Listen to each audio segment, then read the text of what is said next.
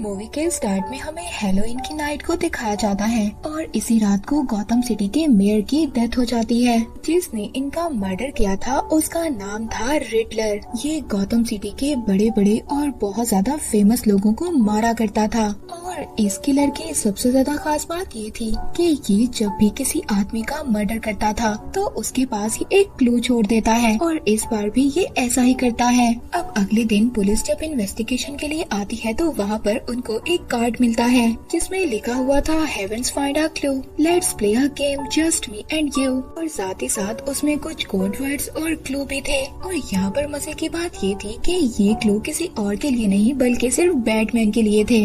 यहाँ पर वो किलर बैटमैन को हर बार क्लू देकर जाता था अपने नेक्स्ट मर्डर के लिए कि उसने आगे किस आदमी को मारना है। उस किलर का कहने का मतलब ये था कि अगर बैटमैन बचाना चाहता है तो बचा ले। पुलिस और बैटमैन दोनों मिलकर उस किलर रिडलर का नेक्स्ट क्लू ढूंढ लेते हैं कि उसने आगे किस आदमी को मारना है। मगर पुलिस और बैटमैन जब उस आदमी का पता लगाकर उसे बाहर निकालते हैं तो तभी फौरन से वहाँ पर रिडलर आकर उस आदमी को मार देता है। और यहाँ पर हमें पता चलता है कि ये सारा प्लान तो रिडलर का था। उसको भी उस आदमी का पता नहीं था जिस आदमी को उसने मारना था और ये काम उसका पुलिस और बैटमैन ने पूरा कर दिया। मूवी के स्टार्ट में जब हमने मेयर की डेथ को देखा था तो रिडलर ने मेयर का एक अंगूठा काट लिया था। उस रिडलर किलर ने मेयर का अंगूठा इसलिए काटा था क्योंकि मेयर बहुत ही ज्यादा बुरा और अय्याश आदमी था और इन सब कामों में उसकी एक फ्रेंड भी थी, एक लड़की जो बार में काम किया करती थी।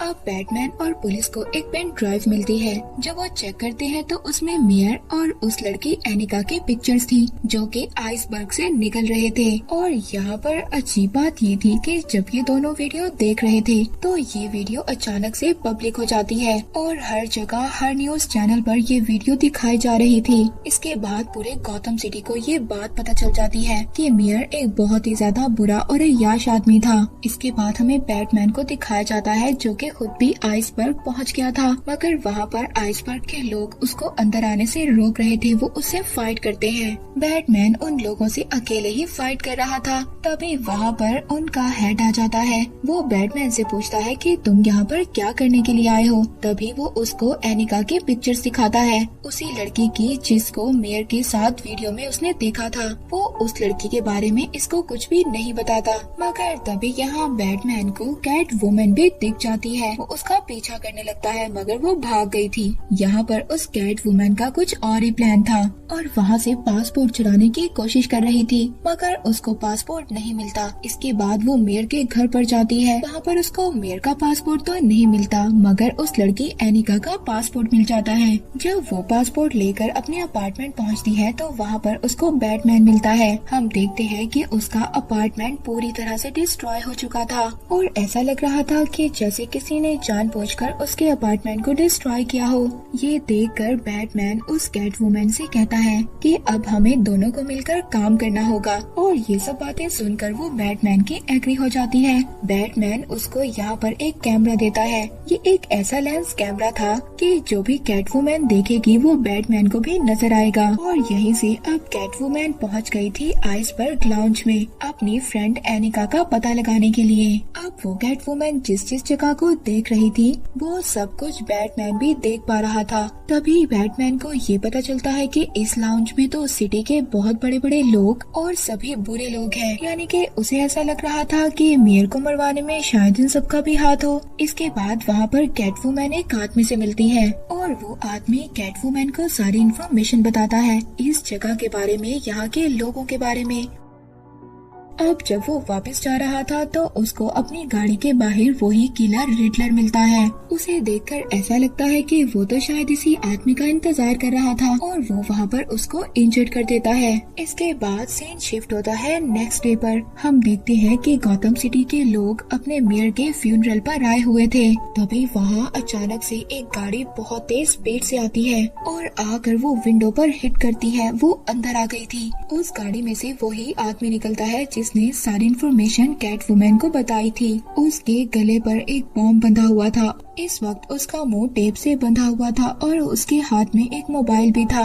ये देखकर बैटमैन वहाँ से जल्दी से भागता है और अपना कॉस्ट्यूम पहनता है ताकि वो ठीक तरीके से इस सिचुएशन को हैंडल कर सके और लोगों की नजरों में भी ना आए। और अब जो उस आदमी के हाथ पर फोन बंधा हुआ था उसमें से आवाज आने लगती है। उस फोन में से रिडलर की आवाज आ रही थी। वो बैटमैन से कहता है, मैं तुम्हें 3 टास्क दूंगा, अगर तुमने तीनों को सॉल्व कर दिया तो ये आदमी बच जाएगा, और अगर तुमने एक का भी जवाब सही तरीके से ना दिया ना तो इस बेचारे आदमी की जान चली जाएगी। बैटमैन ने 2 टास्क को तो सॉल्व कर दिया था मगर तीसरे को सॉल्व नहीं कर पाता, जिसकी वजह से उस आदमी की बॉडी पर लगा हुआ बॉम्ब ब्लास्ट हो जाता है और वो वहीं पर मर जाता है। ये ब्लास्ट इतना ज्यादा बड़ा था कि इससे बैटमैन भी बेहोश हो गया था। जब वो होश में आता है तो वो अपने सामने एक इंस्पेक्टर को देखता है। उसके सामने और भी ज्यादा पुलिस वाले थे। वो इंस्पेक्टर को बताता है कि हमारे गौतम सिटी के बहुत सारे बुरे लोग पुलिस वालों से भी मिले हुए हैं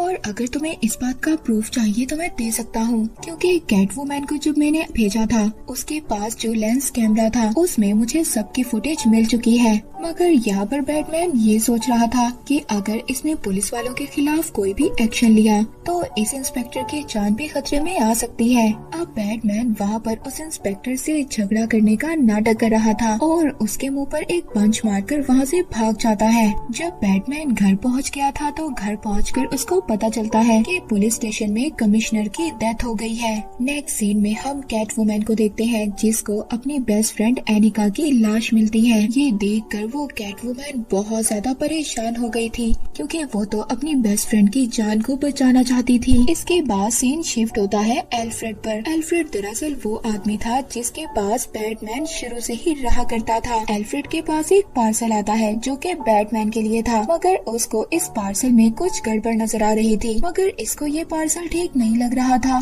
इस वजह से ये इसको अपने से दूर फेंक देता है। तभी एक जोरदार ब्लास्ट होता है जिसकी वजह से एल्फ्रेड वहाँ पर इंजर्ड हो गए थे। इसके बाद हमें दिखाया जाता है कि बैटमैन को अपने पास्ट से रिलेटेड कुछ बातें पता चलती हैं। उसे पता चलता है कि उसके फादर ने एक बहुत बड़ी कंपनी बनाई थी। वो कंपनी सिर्फ गरीबों के लिए थी, मगर यहाँ पर उसको ये भी पता चलता है कि उसके फादर जितना अच्छा लोगों के सामने बना करते थे वो उतने अच्छे थे नहीं। दरअसल बैटमैन के जो फादर थे उनका मकसद ये था कि वो लोगों की हेल्प करेंगे और सिटी के मेयर बन जाएंगे। लेकिन जब वो ऐसा चाहते थे तभी जर्नलिस्ट को इस न्यूज का पता चलता है कि उनकी वाइफ यानी कि बैटमैन की मदर को कोई बीमारी है और वो जर्नलिस्ट चाहता था कि वो इस न्यूज को पब्लिक करे, मगर बैटमैन के फादर ये नहीं चाहते थे कि किसी को भी उनकी वाइफ की इस बीमारी के बारे में पता चले। तभी बैटमैन के फादर ने कुछ लोगों को ऑर्डर दिया उस जर्नलिस्ट को मरवाने का। और अब जब ये सब बातें बैटमैन को पता चलती हैं तो वो बहुत ज्यादा डिप्रेस हो गया था। इसके बाद बैटमैन एक आदमी के पास जाता है जिसका नाम फैल्कोनी था। ये वही आदमी था जो बैटमैन के फादर के साथ काम किया करता था। ये जाकर उस आदमी से पूछता है, क्या मेरे फादर ने वाकई ही किसी जर्नलिस्ट को मरवाया था? ये बात सच है? तो वो आदमी कहता है कि हाँ, ये सब बातें सच हैं, क्योंकि तुम्हारे फादर ने मुझे ही हायर किया था उस जर्नलिस्ट को मारने के लिए। और वो आदमी ये भी बताता है कि इस इंसिडेंट के बाद उस जर्नलिस्ट के लोगों ने तुम्हारे फादर और तुम्हारी मदर को मरवा दिया था। बैटमैन ये सब बातें सुनकर बहुत ज्यादा परेशान था। वो अपने गार्डियन एल्फ्रेड के पास जाता है जिनको वो अपना सब कुछ मानता था, और जितनी भी बातें उसने अपने पेरेंट्स के बारे में सुनी थी वो जाकर सब एल्फ्रेड को बताता है। वो बताते हैं तुम्हारे फादर एक बहुत ज्यादा अच्छे इंसान थे और उन्होंने कभी भी किसी को मरवाने की कोशिश नहीं की।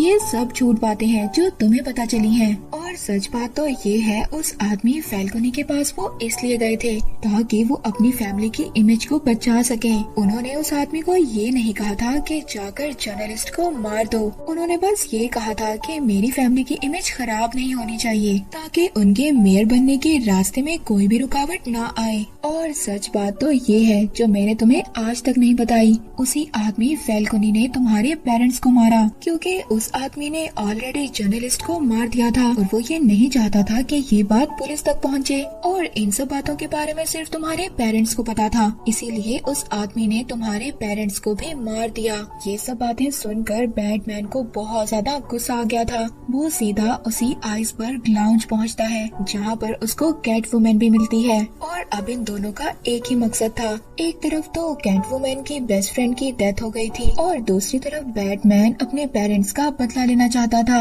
और यहाँ पर इस मूवी में ट्विस्ट की ये बात थी कि फैल्कनी कोई और नहीं बल्कि कैटवुमन के फादर थे। वो बैटमैन को बताती है कि मेरी मदर भी इसी लाउंज में काम किया करती थी, मगर मेरे फादर ने कभी भी मुझे अपनी बेटी नहीं माना और अब मैं भी अपने फादर से बदला लेना चाहती हूँ, उन्हें मारना चाहती हूँ। और यहाँ पर जोरदार फाइट होती है। फाइनली कैटवुमन को मौका मिल गया था अपने फादर की जान लेने का, मगर यहाँ पर बैटमैन और इंस्पेक्टर उसको मना कर देते हैं। इसके बाद उस आदमी फैल्कोनी को पुलिस के हवाले कर दिया जाता है। जब पुलिस उसको बाहर लेकर आ रही थी तभी वहाँ पर किलर रिडलर, जो कि शुरू से ही फैल्कनी के इंतजार में था, वो इस पर निशाना लगाकर बैठा था और फौरन से इसको मार देता है। इस इंसिडेंट के बाद बैटमैन को उस किलर के बारे में और भी ज्यादा बातें पता चली थी और यहाँ पर बैटमैन समझ गया था कि रिडलर बहुत ही ज्यादा माइंडेड पर्सन है। वो ऐसे ही किसी का मर्डर नहीं कर रहा। और उसको ये भी पता चलता है कि बचपन में वो किलर रिडलर ये सोचा करता था कि मैं भी ऑर्फन हूँ और बैटमैन भी, लेकिन मैंने इन सब चीजों को गौर से देखा है। पेरेंट्स के बगैर दुनिया बहुत ज्यादा मुश्किल है। बैटमैन को कभी भी कोई मुश्किल नहीं हुई क्योंकि उसके पेरेंट्स ने उसके लिए बहुत ज्यादा पैसे छोड़े थे और वो बैटमैन से इसलिए जेलस था कि बैटमैन ने कभी भी अपनी जिंदगी में कोई मुश्किल नहीं देखी, फिर भी वो इतना ज्यादा फेमस है। बैटमैन जो कि रिडलर के बारे में पता कर रहा था, तभी उसे पता चलता है कि उस किलर रिडलर ने बहुत सारे बॉम्ब्स को कार्स में फिट कर दिया है और वो सभी कार्स वाटर पाइपलाइन के पास जाकर ब्लास्ट हो जाती हैं। देखते ही देखते वहाँ पर जोरदार ब्लास्ट होता है। वहाँ पर बहुत सारा पानी भर गया था। गौतम सिटी के सभी लोग गौतम गार्डन में पहुँच जाते हैं। ये सब तो रिडलर का प्लान था और वो जानता भी था कि आगे क्या होने वाला है। तभी वहाँ पर रिडलर के बहुत सारे लोग आ गए थे अपनी गन्स लेकर, ताकि वो लोग एक एक कर वहाँ पर सभी लोगों को मार दें। मगर तभी बैटमैन और कैटवुमन आकर उन लोगों से फाइट करती हैं और उन्हें रोकते हैं। वो अपनी स्किल्स का यूज कर उन लोगों से फाइट करते हैं, उनसे गन्स भी छीन लेते हैं। इस तरह गौतम सिटी का बहुत बड़ा नुकसान होने से बच गया था और उस किलर रिडलर को पकड़ लिया जाता है। उसे जेल में डाल दिया गया था। मूवी के लास्ट सीन में हमें दिखाया जाता है रिडलर को जिस सेल में बंद किया गया था उसके साथ वाले सेल में जोकर भी होता है, जो कि रिडलर से उस वक्त बात कर रहा था। और इसी के साथ ये मूवी यहीं पर एंड हो जाती है।